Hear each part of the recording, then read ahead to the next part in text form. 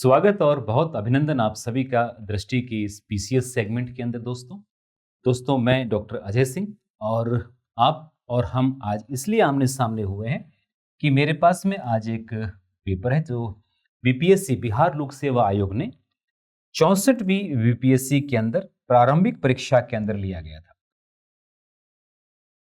जिसमें विज्ञान एवं प्रौद्योगिकी खंड से आपसे प्रश्न पूछे गए थे। तो 64वीं बीपीएससी जो है बिहार लोक सेवा आयोग के लिए विज्ञान और प्रौद्योगिकी से संबंधित जो प्रश्न प्रारंभिक परीक्षा में आए थे उनको सॉल्व करने के लिए आज हम आमने सामने हैं। दोस्तों मैं आपको ये पेपर दो हिस्सों में करवाऊंगा, यानी कि 64वीं बीपीएससी आपको दो हिस्सों में दो वीडियोस में मिलेंगी। आधे प्रश्न आज और आधे अगले वीडियो के अंदर हम कंप्लीट करेंगे। तो मेरा ये मानना है कि जो आपका सही आंसर है उसके साथ 3 ऑप्शन और भी हैं जो उस एग्जाम के लिए तो गलत है, लेकिन हम उनको भी सॉल्व करें ताकि हमें कुछ और बेनिफिट्स मिल सके, ताकि हम एग्जाम में और अच्छा परफॉर्म कर सकें। कई बार थोड़ी सी सीखी हुई बातें दिमाग के कॉन्शियस माइंड में रह जाती हैं और अचानक से जब एग्जाम देते हैं तब वो सामने आ जाती हैं और हमारा भला कर जाती है। ठीक है, तो स्टार्ट करते हैं दोस्तों। कोशिका का शक्ति ग्रह होता है, ये बहुत पुराना प्रश्न है और कई बार आ चुका है। इसका आपको आंसर भी अच्छे से मालूम होगा कि पावर हाउस कौन होता, लेकिन ये नहीं पता कि पावर हाउस कहां किसने था। सिजेविक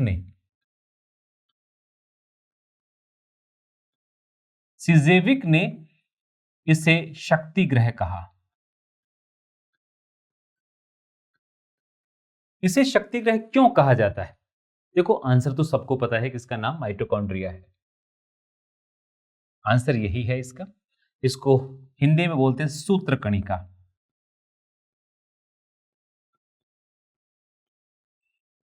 इसकी खोज अल्तमान और कोली करने की। खोज किसने की? इन दोनों ने की।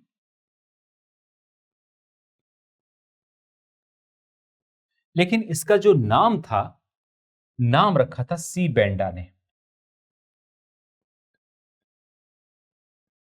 इसका जो नामकरण था वो सी बेंडा ने किया था। माइटोकॉन्ड्रिया यानी सूत्र कणिका, वेरी वेरी वेरी इंपॉर्टेंट है दोस्तों, सी बेंडा ने। ठीक है, जब माइटोकॉन्ड्रिया को अल्तमान ने खोजा था तब इसने इसका नाम क्या रखा? बायोप्लास्ट।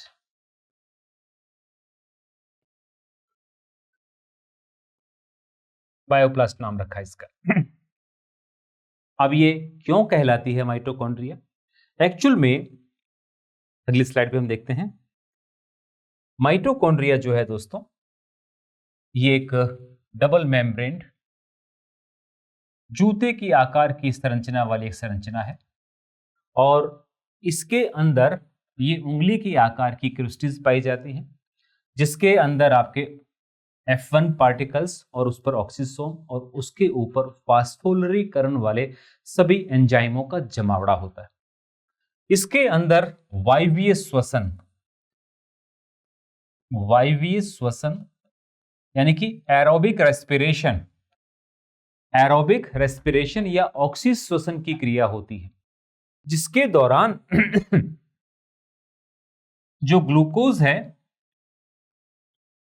वह आपके अंतिम रूप से हमें एटीपी के रूप में इलेक्ट्रॉन ट्रांसपोर्ट सिस्टम पर प्राप्त होता है। एडेनोसिन ट्राइफॉस्फेट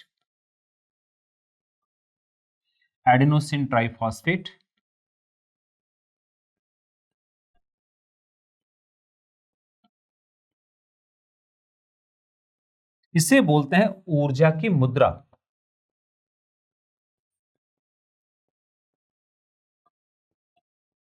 और ये हमारे शरीर में जो ऊर्जादायक होती है, जिसकी वजह से इस वक्त मैं आपको पढ़ा रहा हूं या आप इस समय लिख रहे हैं, बोल रहे हैं, चल रहे हैं, वो यहीं पर होता है।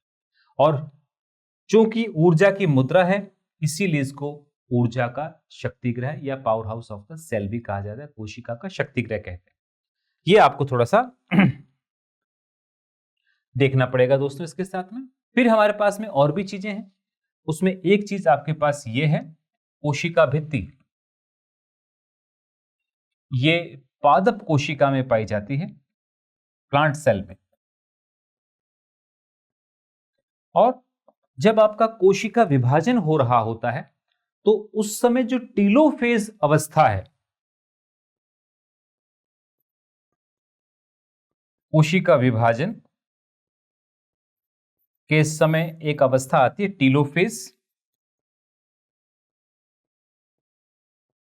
इसमें अंतःप्रद्रवी जालिका एंडोप्लाज्मिक रेटिकुलम टीलोफेज के दौरान अंतःप्रद्रवी जालिका की नलिकाओं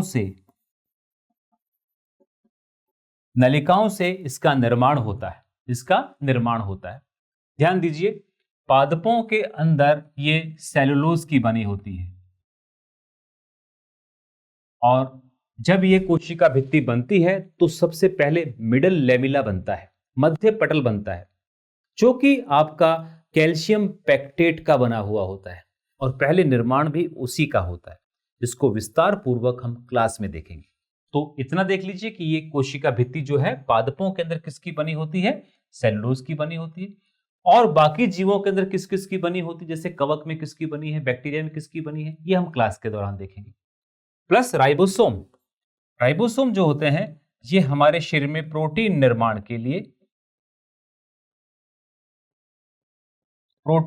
के लिए काम करते हैं, इसीलिए इनको कोशिका का इंजन या प्रोटीन निर्माण की फैक्ट्रियां कहते हैं। इसकी खोज की थी पैलाडे ने। ये दो प्रकार का होता है, 70S और 80S राइबोसोम, 70S वाला और 80S वाला। इन दोनों की व्याख्या हम क्लास में करेंगे। फिर हमारे पास में बचता है न्यूक्लियस, केंद्रक। रॉबर्ट ब्राउन ने इसकी खोज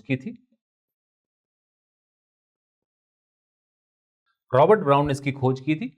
इसके अंदर आपका क्रोमेटिन और कोशिका, आपका केंद्रक द्रव, ठीक है, और केंद्रिका पाई जाती है, ठीक है, और ये आपके शरीर के अंदर आनुवांशिक गुणों को सहेज के रखता है, जिसको बोलते हैं डीएनए, ठीक है।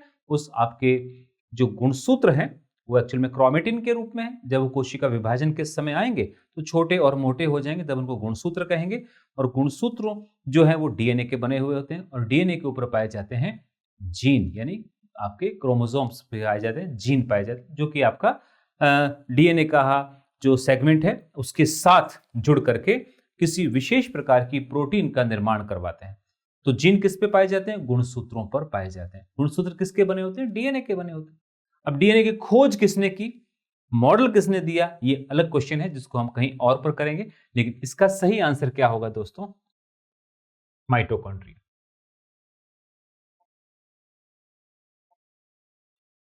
डीएनए की खोज किसने की, बस खोज किसने की यहां पर आ गया। ये वही प्रश्न था जो मैं पूछना चाह रहा था, लेकिन आ ही गया। डीएनए की खोज और डीएनए का मॉडल ये दोनों अलग अलग है। डीएनए की खोज की थी दोस्तों फ्रेडरिक मिशर ने। फ्रेडरिक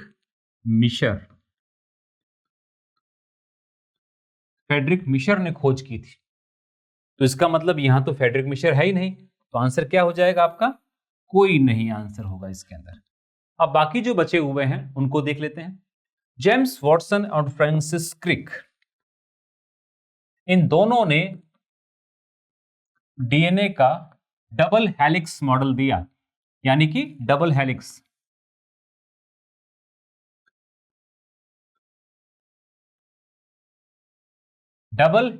मॉडल दिया, ठीक है। डबल हेलिक्स मॉडल जो दिया था, द्विरज्जु मॉडल इस प्रकार का था। इसमें एडेनिन, गुआनिन, साइटोसिन, थाइमिन आपस में जुड़े हुए थे। इनको क्लास के दौरान देखा जाएगा।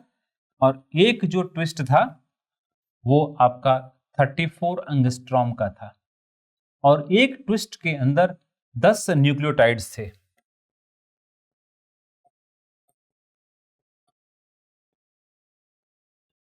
और दो न्यूक्लियोटाइड के बीच की दूरी 34/10,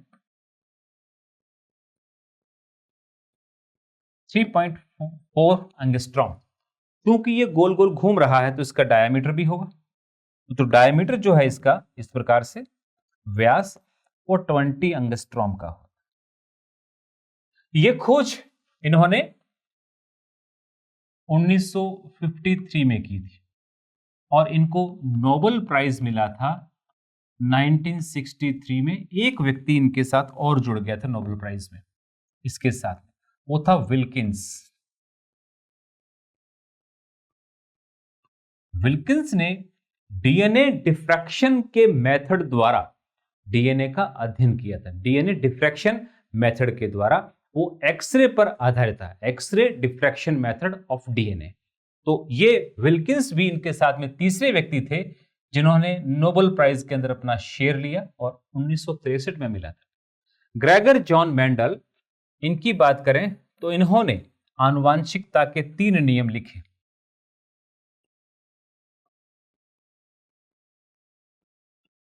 आनुवांशिकता के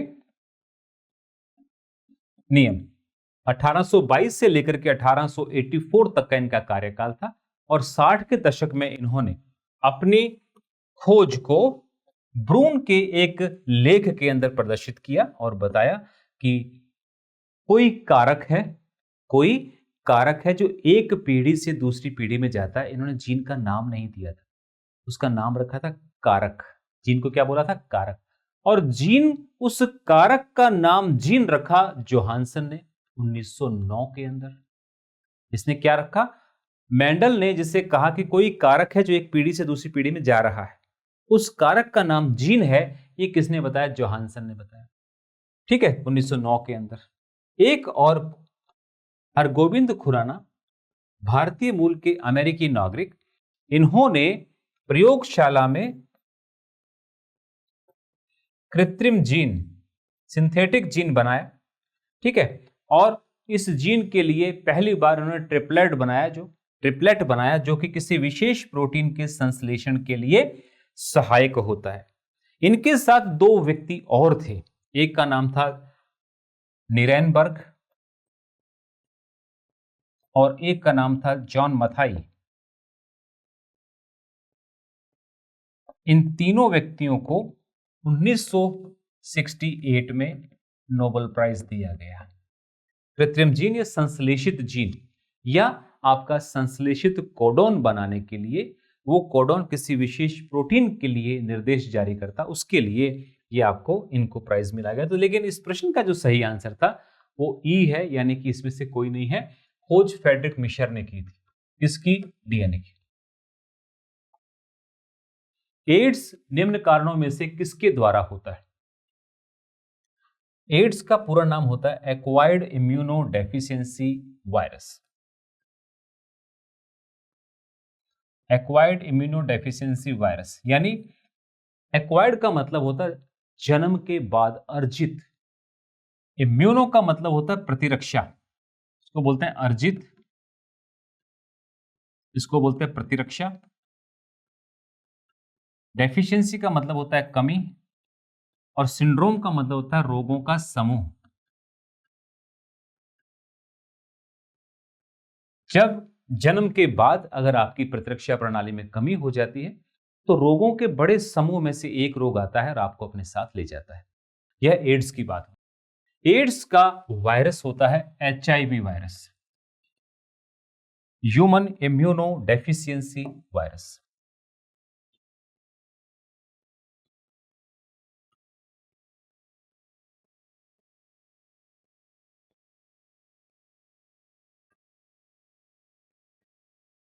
और इस वायरस को एक और भी नाम दिया गया है, रेट्रोवायरस। हमेशा डीएनए आरएनए को निर्देश देता है प्रोटीन बनाने के लिए, तो इसको कहा जाता है ट्रांसक्रिप्शन। क्या बोलते हैं? ट्रांसक्रिप्शन।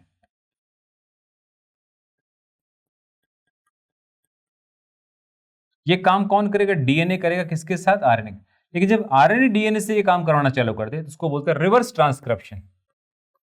इसी से बना है रेट्रोवायरस। तो ऐसे वायरस जो डीएनए को हाईजैक करते हैं उनको क्या बोलते हैं? आपका रेट्रोवायरस कहा जाता है, राइट। तो सही आंसर क्या होगा इसका? विषाणु वायरस। पानी से भी कई रोग फैलते हैं, पानी के अंदर कोई माइक्रो ऑर्गेनिजम्स मिल जाए तो।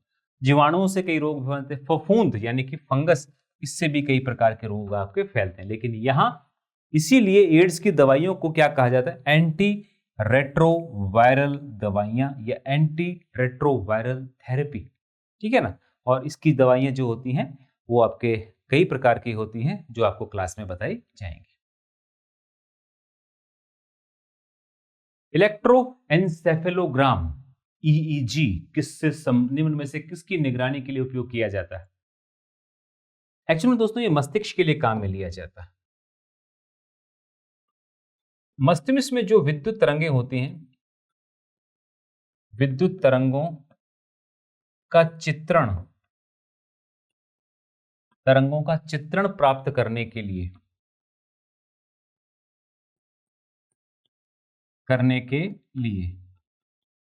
ये आपका ईईजी इलेक्ट्रोएन्सेफेलोग्राफ काम में लिया जाता है। हृदय के लिए काम में लिया जाता है ईसीजी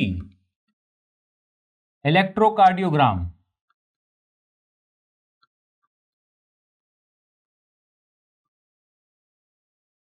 इलेक्ट्रोकार्डियोग्राम कहते हैं इसको।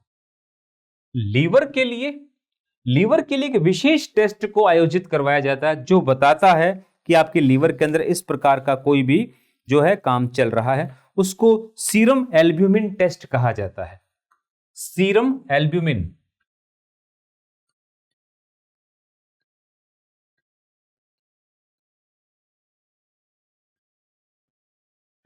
टेस्ट कहा जाता है। और अग्नाशय जो है दोस्तों, ये एक मिश्रित ग्रंथि है। ये एक मिश्रित ग्रंथि है। इसका अर्थ यह हुआ कि ये दोनों प्रकार के काम करती है। अंतःस्रावी, इसको बोलते हैं एंडोक्राइन ग्लैंड,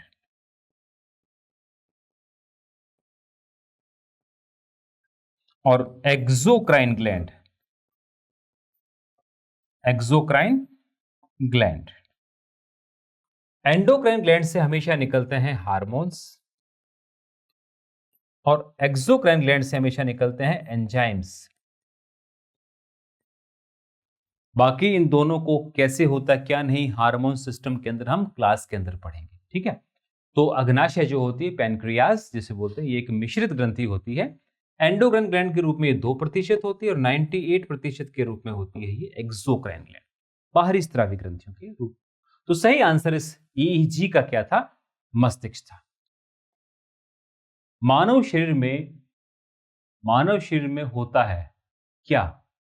लगभग 70% पानी, 20 से 30% पानी, 10 से 20% पानी, 30 से 40% पानी, उपयुक्त में से कोई नहीं।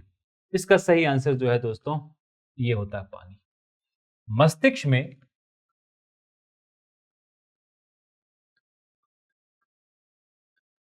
सबसे ज्यादा और दांत के एनेमल में सबसे कम पानी पाया जाता है। मस्तिष्क में सबसे ज्यादा और दांत के एनिमल में सबसे कम पानी पाया जाता है, ठीक है ना, ध्यान रखना। इस 70% का केवल और केवल 5% से कम इसमें पाया जाता है आपका दांत में। मस्तिष्क में कितना पाया जाएगा ये क्लास में बताया जाएगा, ठीक है ना। तो ये आपका सही आंसर क्या हो जाएगा? ए। शरीर का तापमान नियंत्रित करता है। देखो हमारे शरीर के अंदर एक हिस्सा है जिसका नाम है हाइपोथैलेमस, जो आपका सही आंसर होता है। हाइपोथैलेमस के अंदर भूख, प्यास, प्यार, घृणा, द्वेष, बदला लेना,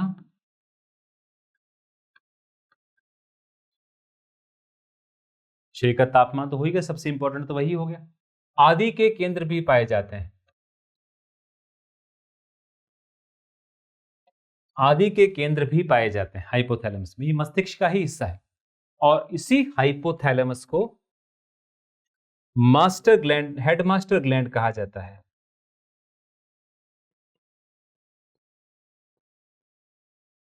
क्योंकि यह पीयूष ग्रंथि को नियंत्रित करता है। इसीलिए पीयूष क्या होती है? मास्टर ग्लैंड, मास्टरों का मास्टर, ये हेड मास्टर।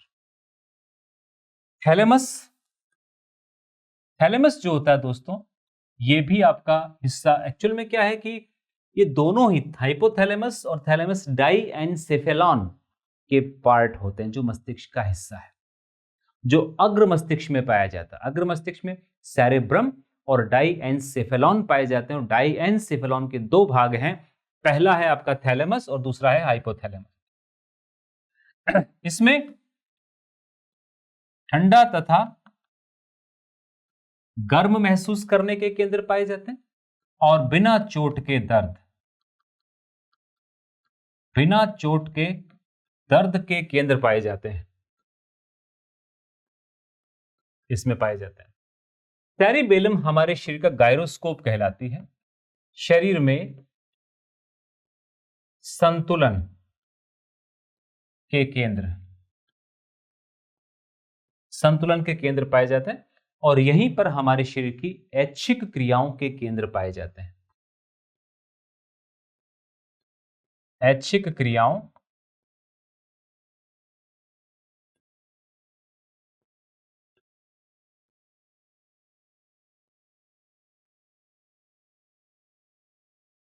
यानी वे प्रकार की गतिविधियां, उस प्रकार की गतिविधियां जो हमारे शरीर में हमारी इच्छा अनुसार होती है, जैसे आंखें बंद करना, खोलना, हाथ इधर उधर करना, वाय करना, बैठ जाना, एक ही घर में रह के किसी से महीनों तक नहीं बोलना, ये सारा क्या है? आपका सेरिबेलम। सेरिबेलम जो है हमारे शरीर के अंदर बैलेंस का काम करती है, और शराबियों के अंदर यही हिस्सा सबसे ज्यादा प्रभावित होता है।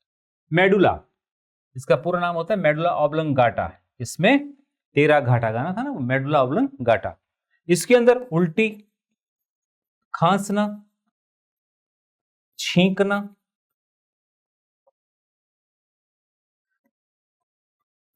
बीपी, रेस्पिरेशन यानी श्वसन आदि के केंद्र पाए जाते हैं।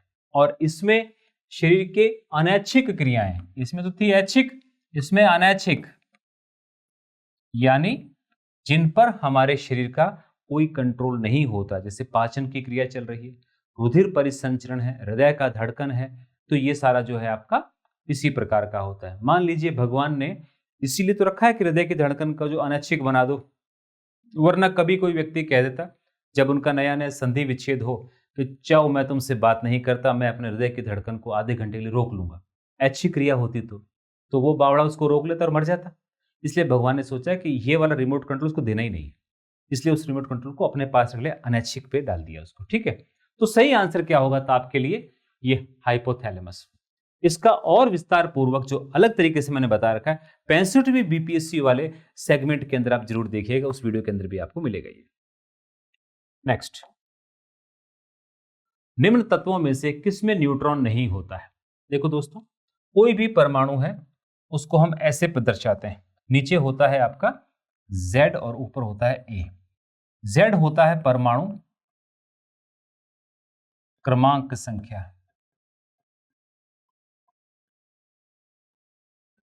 यानी एटॉमिक नंबर, और ये होता है परमाणु द्रव्यमान संख्या, एटॉमिक मास नंबर। किसी परमाणु के नाभिक के अंदर दोस्तों प्रोटॉन पाया जाता है और न्यूट्रॉन पाया जाता है, बाहर इलेक्ट्रॉन चक्कर लगाता है। तो किसी भी परमाणु के नाभिक के अंदर जो प्रोटॉनों की संख्या होती है उसे बोलते हैं परमाणु क्रमांक संख्या, और यह संख्या बराबर होती है आपकी, इसके बराबर होगी इलेक्ट्रॉन की संख्या। इलेक्ट्रॉन की संख्या के बराबर होती है, इसीलिए परमाणु उदासीन होता है, परमाणु उदासीन होता है। ठीक है, यहां यह पूछ रहा है कि किसमें न्यूट्रॉन की संख्या नहीं होती है? ऑक्सीजन, नाइट्रोजन, तांबा, इन दोनों में पाई जाती है, लेकिन हाइड्रोजन जो है इसके 3 समस्थानिक पाए जाते हैं, 1H1,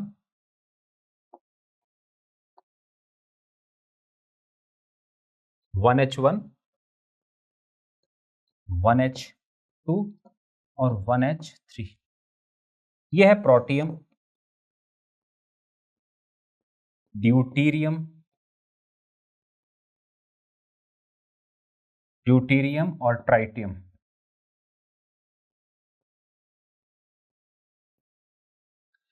तीन समस्थानिक है। हाइड्रोजन एकमात्र ऐसा तत्व है जिसके तीनों समस्थानिकों का नाम अलग अलग होता है। अब ध्यान दीजिए कि अगर ए जो है परमाणु द्रव्यमान संख्या, इसमें क्या होता है,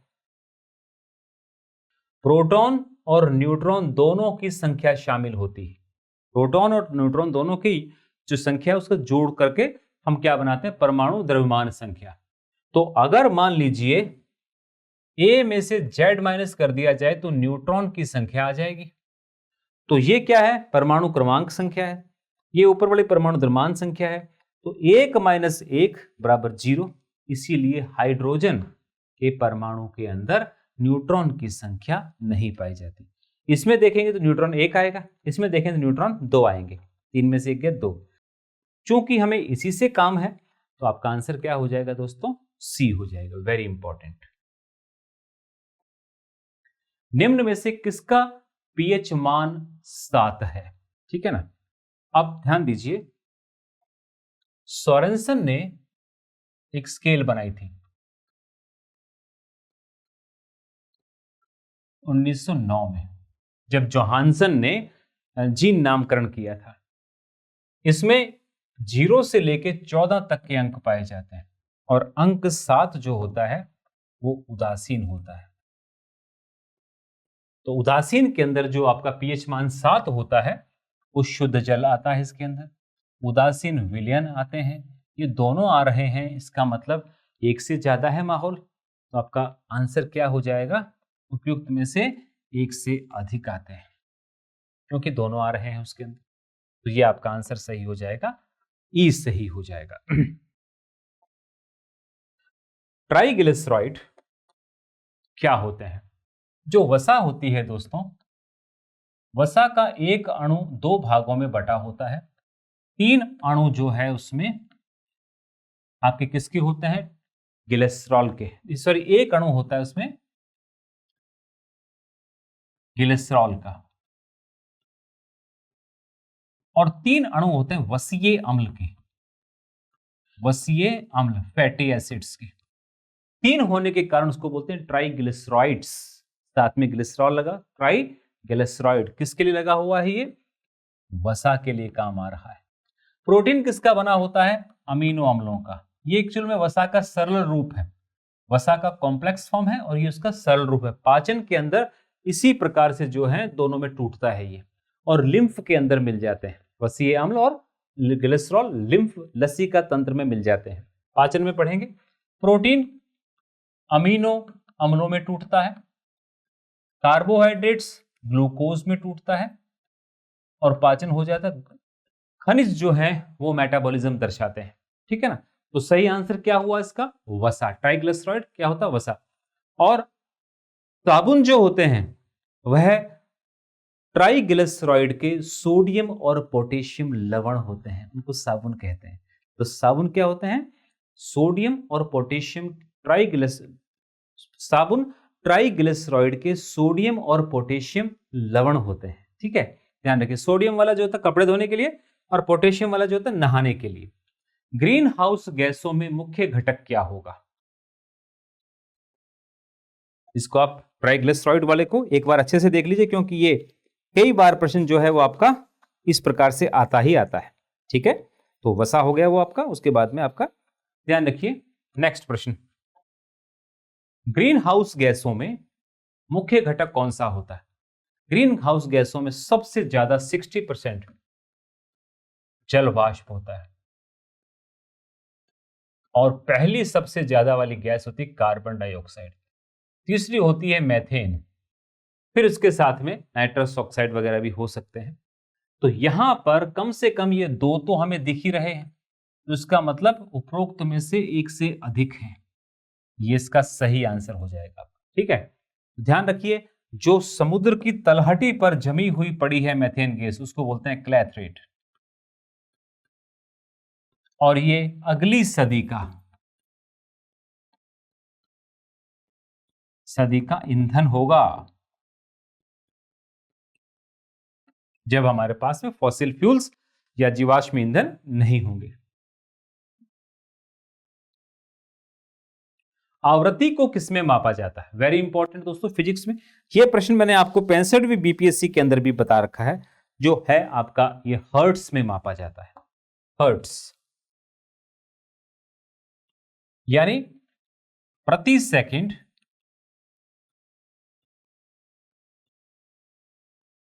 चक्रों या कंपनों या दोलनों की संख्या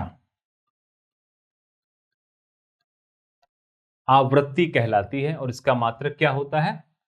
हर्ट्स होता है। इसको स्मॉल n स्मॉल f से प्रदर्शित किया जाता है और हर्ट्स जिसको बोलते हैं उसको hz से प्रदर्शित किया जाता है, हर्ट्स को। ठीक है, वेरी वेरी इंपॉर्टेंट है दोस्तों। जो आपका मीटर प्रति सेकंड है वो स्पीड और वेलोसिटी के लिए होता है, चाल और वेग के लिए। चाल और वेग के लिए रेडियन ये आपके समतल कोण के लिए काम में लिए जाता है, रेडियन, और एक होता है स्टे रेडियन, दोनों। तो किसके लिए होता है? ये प्लेन एंगल के लिए होता है और 57.3 डिग्री का होता है। ये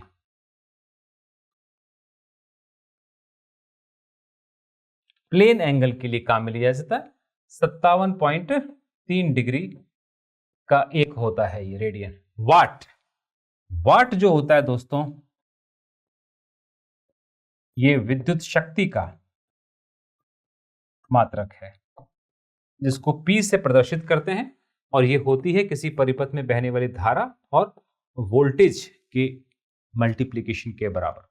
और इसका जो मात्रक होता है उसे बोलते हैं वाट। ठीक है, तो किसी विद्युत परिपथ में क्षय होने वाली विद्युत की मात्रा विद्युत शक्ति कहलाती है, जिसका मात्रक होता है वाट। इस क्वेश्चन का सही आंसर था हर्ट्स। बॉस आइंस्टीन को नोबेल प्राइज किस कार्य के लिए दिया गया? ये बहुत बड़ी एक घटना थी, सापेक्षिकता, रिलेटिविटी। बहुत ही जबरदस्त चीज है, इसके ऊपर भी कभी हम एक क्लास ले तो पूरा 5-6 घंटा निकल जाए। दूसरा था बॉस आइंस्टीन कंडेंसेट, पदार्थ की पांचवी अवस्था, पदार्थ की पांचवी अवस्था, और संहित ऊर्जा की तुल्यांकता E बराबर mc²। यह भी आइंस्टीन ने दिया कि समस्त द्रव्यमान जो है वो ऊर्जा में बदला जा सकता है, बदला जा सकता है। E का बराबर ऊर्जा, एनर्जी, मास, और ये प्रकाश का वेग। C क्या होता है? प्रकाश का वेग।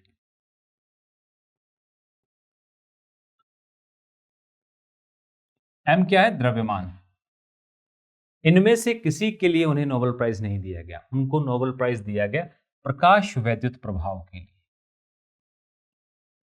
इन्होंने बताया कि जब विशेष धातुओं पर या विशेष पदार्थों पर प्रकाश गिरता है तो उसके अंदर विद्युत धारा उत्पन्न होना शुरू हो जाती है। वही आपका अनुप्रयोग फोटोवोल्टिक सेल के अंदर आज भी हो रहा है। ठीक है ना, जो आपकी सौर ऊर्जा संयंत्र होते हैं उसके अंदर काम करता है। तो सही आंसर डी हो गया। धन्यवाद दोस्तों, इसके साथ में ये वीडियो आज यहीं समाप्त होता है। अगले वीडियो को लेकर के जल्द उपस्थित होंगे, तब तक के लिए धन्यवाद, थैंक यू, बाय।